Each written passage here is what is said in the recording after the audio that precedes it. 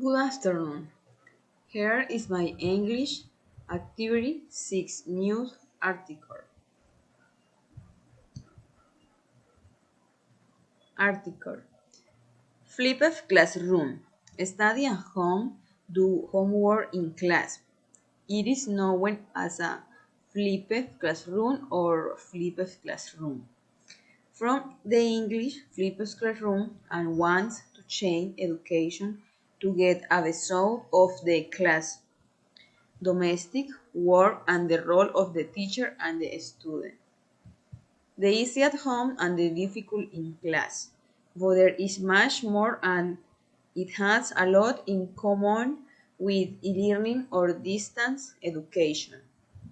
The inverted classroom or flipped classroom is a blended or mixed teaching method.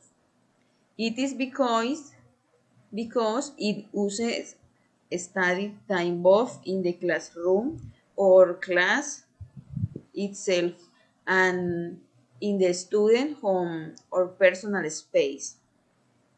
But in reality, it is not far from the classic educational systems in which the teacher gives the class in a physical space and the student does homework at home.